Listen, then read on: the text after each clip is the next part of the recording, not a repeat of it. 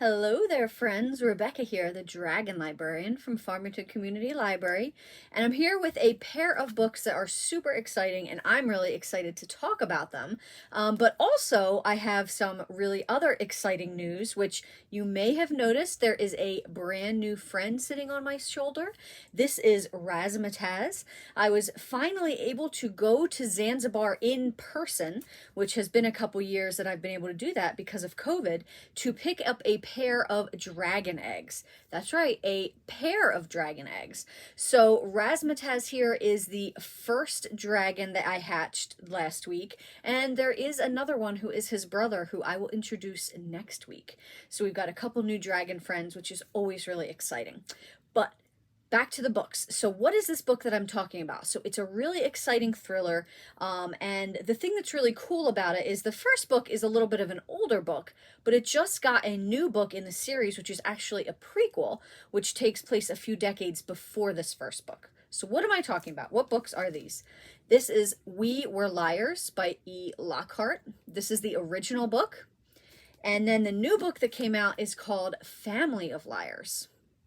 Now, this one, like I said, takes place quite a few years before the first one, so technically you could read this one first if you wanted to.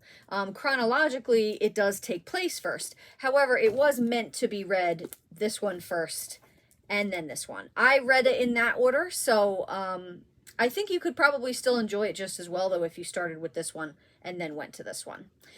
So what is this book about? It is a twisty, turny book filled with mystery, filled with thrillers. It's about this girl named Cadence who is living with her family, a very privileged, very white privileged family living on this little island off the coast of Massachusetts. And so there is this group of friends called the Liars that is very toxic, very destructive. And oh, first of all, though, the thing that is really cool that sucked me into this book right away is that this book starts two ways. It starts with a map of the island, which is very, very cool. I love a good map. You know, I'm a sucker for a good map. And it also starts with Cadence's family tree, which ends up being very important. So I love when books give those kind of little details like that. And like I said, it's very twisty, turny sort of thriller. There is a really huge shock that you get towards the end that I did not see coming, like a mile away. I would not have seen this coming.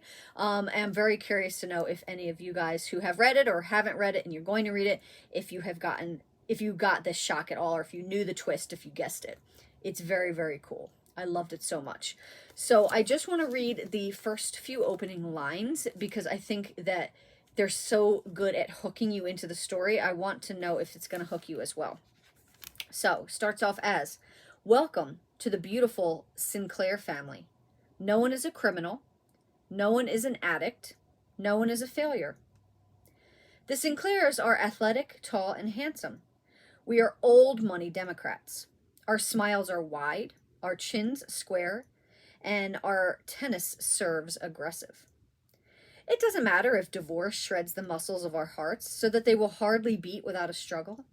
It doesn't matter if trust fund money is running out, if credit card bills go unpaid on the kitchen counter. It doesn't matter if there's a cluster of pill bottles on the bedside table. It doesn't matter if one of us is desperately, desperately in love, so much in love. That equally desperate measures must be taken. We are Sinclairs. No one is needy. No one is wrong. We live, at least in the summertime, on a private island off the coast of Massachusetts. Perhaps that is all you need to know." So I think that is an amazing first few opening lines. I love it so much, and it just gets even twistier and mysterious from there. And again, it's not really a long book at all. You can probably blow through it really quick, especially if you love thrillers.